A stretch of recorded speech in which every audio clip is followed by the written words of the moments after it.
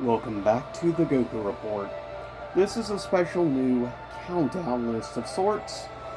This is going to be, though, a selection of 6 individuals. In my opinion, at least, from perspective, looking at 6 of the greatest Dark Lords in fantasy.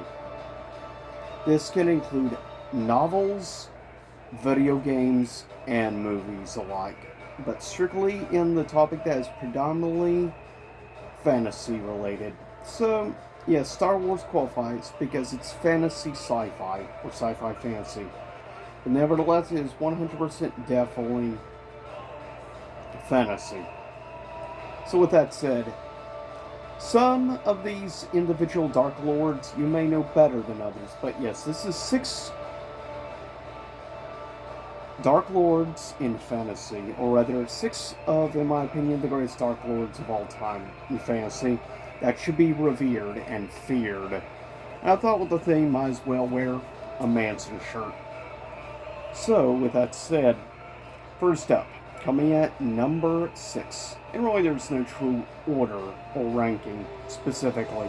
This is just, in my opinion, many of the greatest. With that said, first up of the 6 I want to mention from Star Wars, specifically from the movie, aka canon universe, is, of course, Darth Sidious, also known as Emperor Palpatine. For me, yes, he is truly, at least of the cinematic universe and stuff of Star Wars, he is truly the ultimate boss, if you will, the ultimate Dark Lord. But with that said, there are many greater Dark and Sith Lords in the expanded universe, or aka Legends. But with that said, reason for Palpatine, he is truly the true mastermind and Sith Lord. Let's be honest, at the end of the day, Vader is more of a jobber. He's like the sub-boss. If it was a fighting game, really traditional fighting game style stage, he would be more of the sub-boss than the final boss, let's be honest. At the end of the day, Palpatine is the final boss. One of the reasons I love, well, Episode 3 Revenge of the Sith so much because they show a lot of respect to Palpatine in it. And that is a big thing for me, and not to mention a great actor to play the role of Sidious. As he proved in also the book, Darth Plagueis, that he is great at manipulation. That is his main key. His power is great with the Force, yes, but at the end of the day, his true ultimate power, or his greatest element of weapon, is the ability to manipulate people. That is where his true greatness lies compared to many other Sith Lords out there. He is definitely one of the best Sith when it comes to manipulation. That is truly where, at the end of the day, Darth Sidious excels as a Dark Lord. Next up, we are going to the realm of the Wizarding World. For me, do I like Voldemort? Yeah, he's awesome. He's definitely a truly, obviously, upfront. He's more of a, I guess you could say, he's more like a example of Hitler, if you will, is really what Voldemort was, or aka Tom Riddle. But to me, when it comes to a great, I guess you could say, Dark Lord, I almost would say it's strictly about the always being the brute power and force evil. But like I've shown and mentioned with Sidious, sometimes a true evil or villain is sometimes the one that's better at manipulation at the end of the day. Which is why, technically, I give this spot really a tie between 2, each excel in one area. One for more intimidation with Voldemort. But on the other hand of manipulation, I think is an area where more Grindelwald excels, much more so. And he is much more charismatic in the way he presents himself. And I think in many ways that actually makes Grindelwald a somewhat better. Plus, unlike Voldemort, though, unfortunately, what did Grindelwald in at the end of the day was he still did care for something, or rather someone. That being, of course, none other than Albus Dumbledore. That is one of the things that would lead to the downfall of Grindelwald. But truly, I see how most people think that Voldemort is the truer, greater villain. But for me, with that said, 4. We are going to the realm of the Chronicles of Narnia for 4th, which is, I think, a pretty good villain.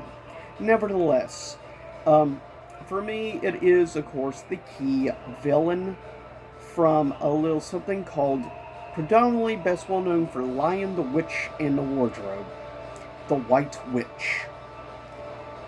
Technically not a traditional Dark Lord per se, but did cause winter for hundreds of years in Narnia and turn people to stone.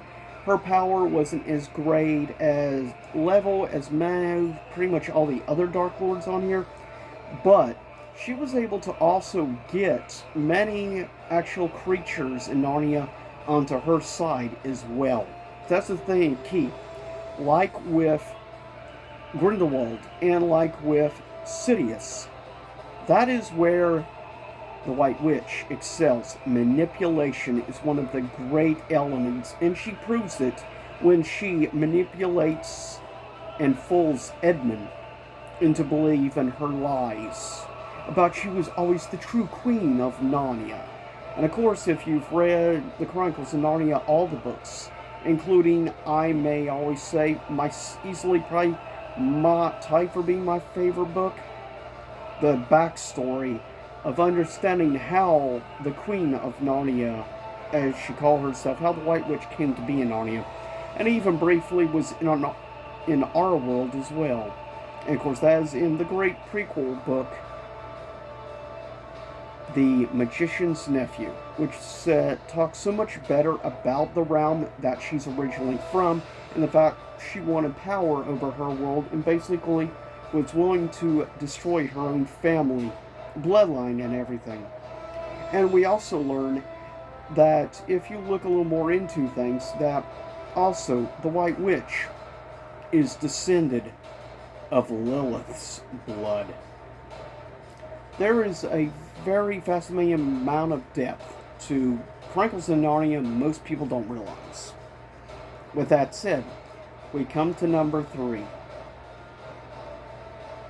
And that, coming at number 3, is the best well known of the great Dark Lords of the realm of Middle Earth.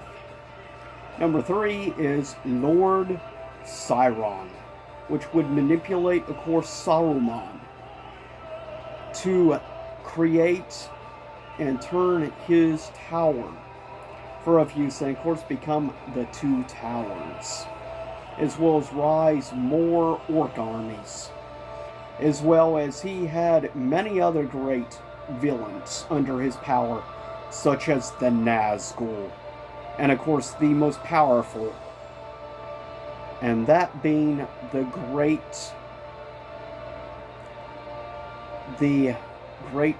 Witch King, the leader of the Nazgul, which truly, had he have survived, of course, he probably would have become the 3rd Dark Lord of Middle-earth. After the fall, finally, of Saruman, or not Saruman, but of Sauron, at the end of the 3rd age of Middle-earth. But he would end up falling.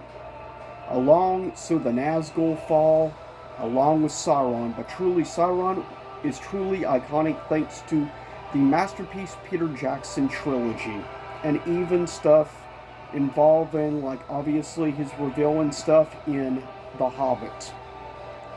He truly is, I think, cinematically speaking, of Dark Lords, I think Sauron is the greatest Dark Lord in movie history.